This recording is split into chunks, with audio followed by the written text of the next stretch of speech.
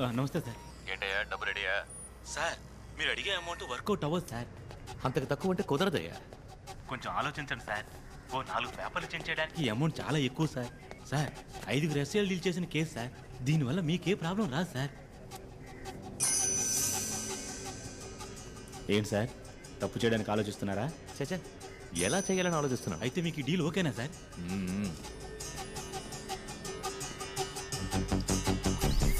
మీ అన్నతో శుక్రవారం 12లోగా అకౌంట్లో డబ్బు పడాలని చెప్పు. అలాగే సార్. లేదా అది నేను చూసుకుంటాను సార్.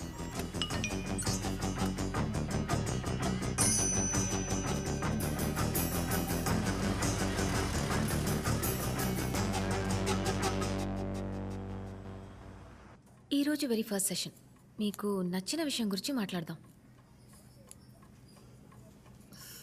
కర్ణ, నేను అడుగుతుంటే మీరు మాట్లాడరే? మీరే కదా అన్నారు ఓ గంట సేపు కోప్పడకుండా ఉంటే ఫామ్ మీద సంతకం పెడతానని. మీరే మాట్లాడండి, అదే సేఫ్. సరే, నేను మాట్లాడతాను, మీరు వినండి. చూడండి కర్ణ, ఇప్పుడు మన చుట్టూ జరిగే విషయాలకి మనం వెంటనే రియాక్ట్ అవుతున్నాం. అది మనం రియాక్ట్ అవ్వలేని వయసులో జరిగితే మన మనసులో క్షమించరాని కోపం ఉండిపోతుంది. దాని పేరే అన్ఫర్గివ్నెస్ హుక్. క్షమించకుండా మన మనసులో ఉండిపోయిన కోపం ఒక హుక్కుగా మారిపోతుంది.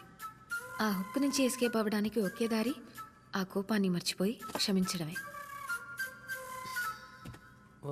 మీరు ప్యారిస్కి వెళ్ళారా? వెళ్ళాను. ఏ? అక్కని కలవడానికి. ఈ ఫోటోలో ఉన్నది మీ అక్క? ఏం చేస్తుంటారు మీ అక్క? తను dentist. She's a citizen there. Oh, French citizen. అక్క పేరేంటి? సరోజాదేవి. ఓ, సరోజాదేవి.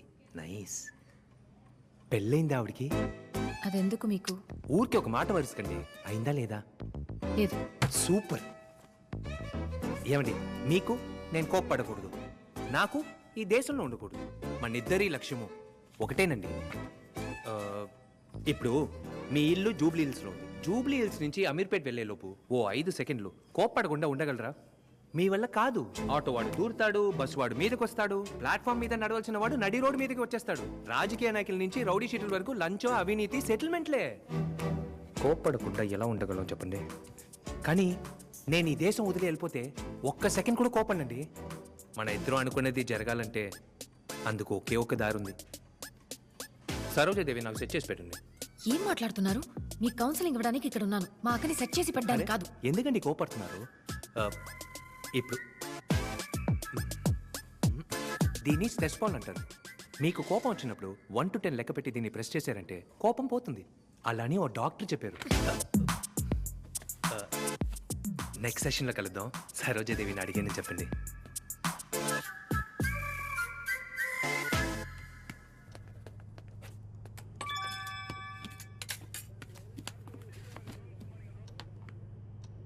వచ్చేసింది.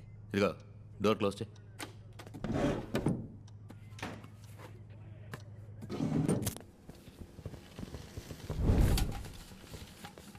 ఏంటయ్యా భోజనం గుమగుమలాడిపోతుంది? ఎక్కడి నుంచి తీసుకొచ్చావేంటి? మన హకీం బాయ్ కొట్టు నుంచి సార్. రోజుకి ఎంత సంపాదిస్తాడంటావు? 40,000 కన్నా ఎక్కువే సంపాదిస్తున్నాడు సార్. అంత సంపాదిస్తున్నా మనం పట్టించుకోవట్లేదా? ఫుడ్ మాత్రమే పంపిస్తున్నాడు సార్. మీ స్టైల్లో కోటింగ్ ఇస్తేనే లైన్లోకి వస్తాడు. ఏయ్, కాసేపు బయటికి వెళ్ళు. సార్ పని అయిపోయిందా? ఏయ్, మోసం చేస్తున్నారా? అకౌంట్లోకి డబ్బులు ఎక్కడ వేసామని మోసం చేస్తున్నారా? సార్ మీ అకౌంట్లోకి డబ్బులు వేసాం సార్. మీకు మెసేజ్ వచ్చి ఉంటుందిగా. అవునరా, మెసేజ్ వచ్చింది. మెసేజ్ వచ్చిన 5 నిమిషాల్లో అకౌంట్ నుంచి డబ్బు మాయమైపోయింది. సార్ వెటకారాలు వద్దు సార్. డబ్బు మాయమైంది మీ అకౌంట్లో నుంచి. మేము డబ్బులు వేసేసాం, మీరే చెక్ చేసుకోవాలి. చెప్పండి సార్. రే విజయ్, నా అకౌంట్లోంచి 25 లక్షలు మాయమైపోయారా? ఏమంటున్నారు సార్? పోలీసు అకౌంట్లోనే చేపెట్టారా? సార్ మీరు కంప్లైంట్ ఫార్వర్డ్ చేయండి, నేను కనిపెడతాను. రే, కంప్లైంట్ ఇవ్వడం కుదరదురా. ఇది వేరే రూట్లో వచ్చిన అమౌంట్, వేరే అకౌంట్, అర్థం చేసుకో. సరే సార్, మీ అకౌంట్ డీటెయిల్స్ పంపండి, వాడు ఎవడో కనిపెట్టి ఫోన్ చేస్తాను.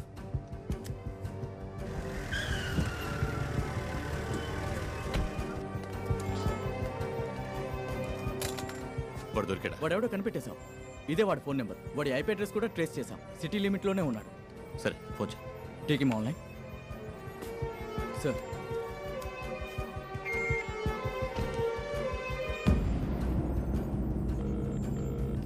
హలో. రే, నీకెంత ధైర్యం ఉంటే పోలీసోడు అకౌంట్లోనే చేయబడతావు. నీకు 24 గంటలు టైం ఇస్తున్నాను. నా నుంచి కొట్టేసిన 25 లక్షల రూపాయలని మర్యాదగా నా అకౌంట్లోకి డిపాజిట్ చేసి.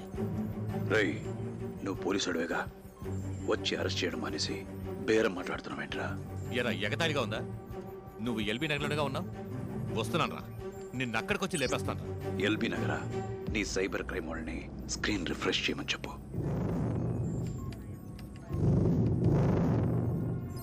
ఇప్పుడు నేను ఎక్కడున్నాను? బీదర్లోనా? మళ్ళీ రిఫ్రెష్ చేయమని చెప్పరా. ఇప్పుడు నేను ఎక్కడున్నాను? గుంటూరులోనా? రైట్ డంబో, అర సెకండ్లో బీదర్ నుంచి గుంటూరు వెళ్ళగలవా? నేను నీ దగ్గర నుంచి కొట్టేసింది నువ్వు లంచంగా తీసుకున్న డబ్బు. ఇప్పుడు నీ అకౌంట్లో నీ జీతం డబ్బు 2,44,435 రూపాయలు ఉన్నాయి, 25 పైసలతో సహా. ఇప్పుడు నువ్వు ఈ ఫోన్ కట్ చేయకపోతే సెకండ్కి 10,000 తీసేస్తాను, చూస్తావా? ఆటలాడుతున్నావా?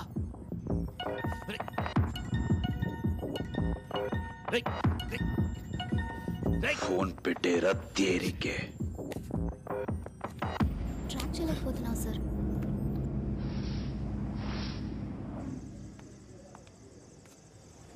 సెషన్కి ఎందుకు రాలేదు? Hi, come on Telugu. ఏంటి?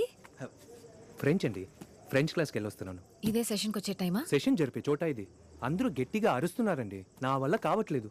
సెషన్లో ఏం చేస్తారు? మాట్లాడతారు అంతేగా, ఫర్ అ చేంజ్. అలా నడుస్తూ మాట్లాడుకుందారండి. Thank you.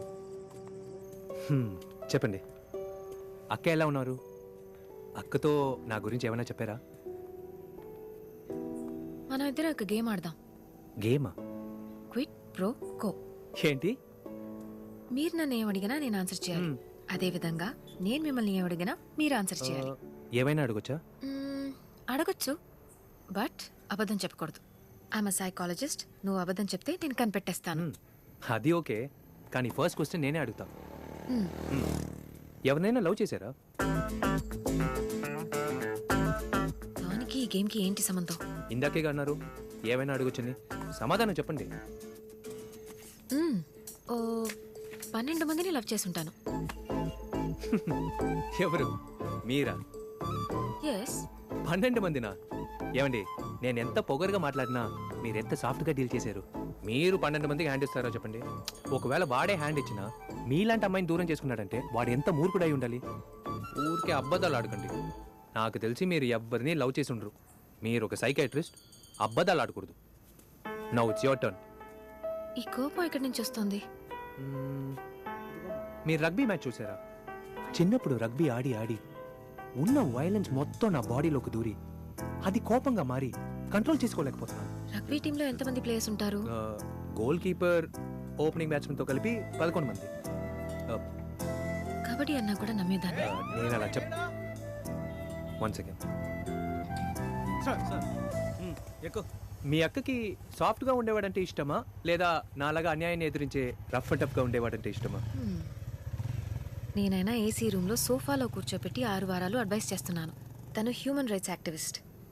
నీలాంటి పబ్లిక్ వైలెన్స్లో ఇన్వాల్వ్ అయ్యే వాళ్ళని కనీసం 6 నెలలు జైల్లో పెడుతుంది. ఓ, హ్యూమన్ రైట్స్లో ఉన్నారా? సూపర్. బ్యాంక్ వాళ్ళు, అప్పిచ్చే వాళ్ళు, తీసుకునే వాళ్ళు, వీళ్ళని చూస్తేనే నీకు కోపొస్తుంది. ఏ? మీరు ఎవరి దగ్గరైనా ఓ 1000 రూపాయలు అప్పు చేశారా? కూడా ఉన్నవాడైనా ఇచ్చేటప్పుడు మాత్రం వాడు ఆస్తినే ఇస్తున్నట్టు ఫీల్ అవుతాడు. ఎంత బాధగా ఉంటుందో తెలుసా మీకు? ఈ రోజు డబ్బేనండి ముఖ్యం. డబ్బులు లేనివాడు 10 రూపాయలకి రీఛార్జ్ చేస్తే 4 రూపాయలు ట్యాక్స్ పడుతున్నారు. ఉన్నవాడు 500కి టాప్అప్ చేస్తే ఫుల్ టాక్ టైం అంటున్నారు. అదేనండి ఈ రోజు మన దేశం పరిస్థితి. అప్పు ఇచ్చినవాడు అరాచకాలు చేయడం, తీసుకున్నవాడు అవమానం పడ్డమేనండి నా ప్రాబ్లం. అప్పు చేసిన వాడికి మాత్రమే ఆ బాధ అర్థమవుతుంది. మా నాన్న వల్ల ఆ బాధను మా కుటుంబము అనుభవించింది. ప్రతి కొడుకు వాళ్ళ నాన్న వీపు మీదకెక్కి ఆడుకోవాలని ఆశపడతాడు. నేను అలాగే ఆశపడ్డాను. కానీ మా నాన్న అప్పులు చేసి నా వీపు వెనక దాక్కున్నాడు. కన్నా, నేనున్నానని చెప్పుకో.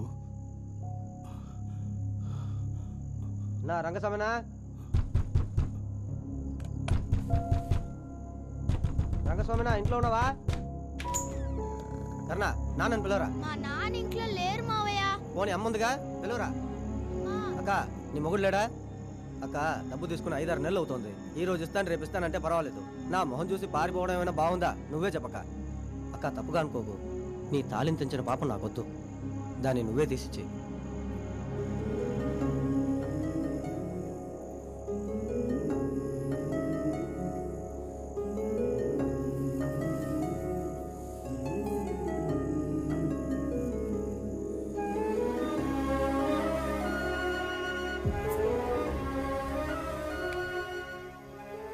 అప్పుడు మాత్రమే కాదండి, ఇప్పటి వరకు అంతే. ఇంతవరకు నేను ఇదంతా ఎవరితోనూ చెప్పలేదండి.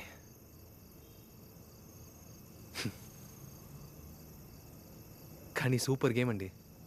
ఎలాగో మాటల్లో పెట్టి నా గతం మొత్తం తెలుసుకున్నారు. కర్ణా నాతో రా. ఏంటండి?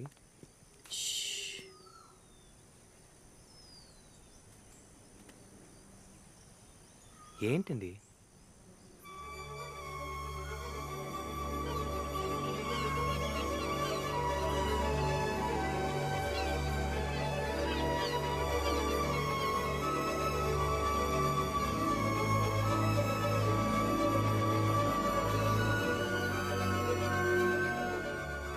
బాగుంది కదా, ఈ పక్షులు, చెట్లు, సూర్యుడు ఇవన్నీ ఇక్కడే ఉన్నాయి, మనమే చూడట్లేదు. నీ ప్రాబ్లం ఎక్కడంటే నువ్వు చూసే విషయంలో లేదు కర్ణ, నువ్వు చూసే చూపులోనే ఉంది. నువ్వు నీ ఫ్యామిలీని ఎప్పుడైనా మిస్ అయ్యావా? నా ఫ్యామిలీకి నేను అక్కర్లేదండి. ప్రతి నెల డబ్బు పంపిస్తే చాలు. మిస్ అయిపోయేంతగా నేను వాళ్ళతో టైం స్పెండ్ చేయలేదు. సరే, ఇంతవరకు ఎంత సంపాదించుంటావు నువ్వు? ఇన్నేళ్లలో మీ అమ్మగారి తాళిని విడిపించాలని నీకెప్పుడు తోచలేదా? నేను నిజం చెప్పనా, మీ నాన్నగారిలాగే నువ్వు పిరికోడివి. మీ నాన్నగారు అప్పులోళ్ళని చూసి దాక్కున్నారు, నువ్వు నీ పర్సనల్ లైఫ్ రెస్పాన్సిబిలిటీస్ని చూసి ఈ రోజుకి దాక్కుంటూనే ఉన్నావు. కన్నా, ఎక్కడ పోగొట్టుకున్నామో అక్కడే వెతకాలి. ఇంటికెళ్ళు, మీ నాన్నగారితో మాట్లాడు. ఇకపై ఎవరిని చూసి దాక్కోకండి, నేనున్నానని చెప్పు. చెల్లెలతో కూడా కొంచెం టైం స్పెండ్ చేయి. ఇది రిక్వెస్ట్ కాదు, ఆర్డర్. 30 days మీ ఊరికెళ్ళి మీ ఫ్యామిలీతో టైం స్పెండ్ చేస్తున్నావు, అప్పుడే నేను సర్టిఫికేట్ ఇస్తా. ఊరికే కదా, వెళ్ళిపోతే పోయే. నువ్వెంత పెద్ద ఫ్రాడ్ నాకు తెలుసు. డైలీ నీ ఫ్యామిలీతో ఒక సెల్ఫీ తీసి ఫేస్బుక్లో పోస్ట్ చేయాలి. దాన్ని చూసి నేను లైక్ పెడతాను, ఆ తర్వాతే నీ ఫామ్లో సంతకం పెడతాను. ఓకే? సరే, మీరు చెప్పినట్టే పోస్ట్ చేస్తాను. కానీ మీరు మాత్రం లైక్ పెట్టకుండా మీ అక్కను కూడా పెట్టమనండి. అప్పుడే మన అందరం ఒకే ఫ్యామిలీలో ఉండగలం. అయ్యో కర్ణ, ఇక్కడ నేనే కదా సైకాలజిస్ట్. ఎవరైనా అబద్ధం చెప్తే నేనే కదా కనిపెట్టగలను. సో నాకు అసలు అక్కే లేదు. ఏంటి, సరోజాదేవి లేదా? ఏమండి, నేను ఎంతో ఆశగా ఆవిడ పేరు పచ్చబొట్టు వేయించుకున్నానండి. ఏది లేదే. అది నా కలర్కి లేట్గానే కనిపిస్తుంది. సరే, అక్కేగా లేదు, చెల్లెలుందా? కర్ణ, అక్క చెల్లెలు మాత్రమే కాదు, నాకు నా అనేవాళ్ళు ఎవరు లేరు. ఇలా ఎవరు లేని వాళ్ళకే ఫ్యామిలీ లోటు తెలుస్తుంది.